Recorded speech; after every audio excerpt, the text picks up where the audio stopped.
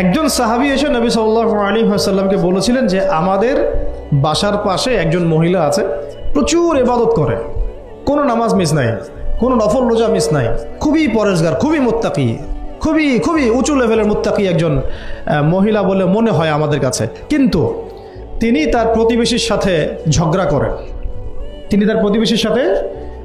করেন, এবং বাজে ল্যাঙ্গুয়েজ ইউজ করেন। নবী সাল্লাল্লাহু আলাইহি ওয়াসাল্লাম বলেছেন যে তিনি জাহান্নামী। নাউযুবিল্লাহ। আরেকজন মহিলা সম্পর্কে বক্তব্য এসেছিল, আরেকজন সাহাবী বলেছেন যে আমাদের বাসার পাশে একজন মহিলা আছে, তেমন কোনো নামাজ, খুব বেশি ইবাদত করেন না, কিন্তু তার আখলাক চরিত্র খুব নরম কোমল। নবী সাল্লাল্লাহু আলাইহি ওয়াসাল্লাম বলেছেন তিনি জান্নাতি। তাহলে আমরা এই হাদিসটা থেকে বুঝতে পারছি যে আমলের মূলনীতিটা আসলে কি। আমল মানে এই না যে একেবারে সবসময় আমাকে নামাজ রোজা হজ জায়গাতেই ফোকাস করতে হবে, আমার আদাব ও মুআশারাতটাও অনেক বড় ব্যাপার, চলাফেরা ওঠা বসা, আমাদের ডিলিংসগুলো। তো এখানে আমি একটু বলবো আপনাদেরকে, কারণ এই যুগটা তো অনলাইনের যুগ, মিডিয়া দ্বারা প্রভাবিত হওয়ার যুগ, বিভিন্ন সিরিয়ালস আমাদের মাথায় এখনও বসে আছে, দেখেছি জীবনে আমরা অনেক সময় কেউ না কেউ। তো এইগুলো আমার মাথায় কিন্তু ইম্প্যাক্ট ফেলে, এগুলো আমাদের মাথায় ইম্প্যাক্ট ফেলেছে, সমাজ ব্যবস্থা আমাদের মাথায় ইম্প্যাক্ট ফেলেছে, যে পরিবেশে আমরা পড়াশোনা করেছি ওই পরিবেশটা আমার উপর ইম্প্যাক্ট ফেলেছে। সব মিলে আমাদের মাথাটা এখন পুরো দূষিত, আমাদের মাথাটা কিন্তু পুরাই দূষিত, কলপটা আরও দূষিত।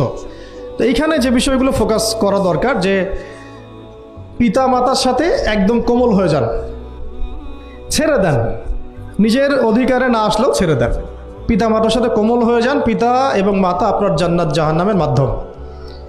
যদি স্বামী থেকে থাকে, স্বামীর প্রতি নরম হয়ে যান, তাকে ছাড় দেওয়া শিখেন। সবচেয়ে বড় কথা, তাকে মহব্বত করা তো অবশ্যই জরুরি, মহব্বতের চাইতেও বেশি জরুরি স্বামীকে বিশ্বাস করা এবং তাকে সম্মান করা। এমন কোনো কথা এবং কাজ না করা যেটা স্বামীর গায়রত বা ব্যক্তিত্বে আঘাত করে। আমি পয়েন্টটা হয়তো বোঝাতে সক্ষম হয়েছি। ভালোবাসা অনেক গুরুত্বপূর্ণ বিষয়, ঠিক আছে, কিন্তু ভালোবাসা শুধুমাত্র একমাত্র গুরুত্বপূর্ণ বিষয় নয়। আরও গুরুত্বপূর্ণ বিষয় হচ্ছে বিশ্বাস, সম্মান এবং আনুগত্য। বিশ্বাস, সম্মান এবং আনুগত্য। এখন বলতে পারেন যে আমার স্বামী আমাকে অন্যায় কাজে আদেশ করলে কি আমি আনুগত্য করব? কখনোই না। যখন স্বামী আপনাকে কোরআন সুন্নাহর দিকে আপনাকে ধাবিত করবেন, তখন আপনি তার আনুগত্য করতে বাধ্য, এবং এটা আপনার জান্নাতে যাওয়ার মাধ্যম বটে।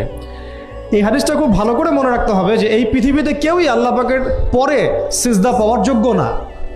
এমনকি নবীদেরকেও আল্লাহ পাক সিজদা করতে বলেন নাই, কিন্তু সেই নবী আমাদেরকে কিন্তু বলেছিলেন যে যদি আল্লাহ পরে কাউকে আমি সিজদা করতে বলতাম, তাহলে আমি স্বামীদেরকে সিজদা করতে বলতাম। এটাকে তসলিমা নাসরিন স্টাইলে বুঝলে হবে না।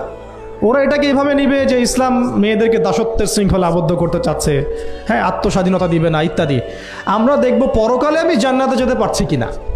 আল্লাহ পাকের হুকুমের চাইতে আমার কাছে কোনো যুক্তি বড় নয়। একজন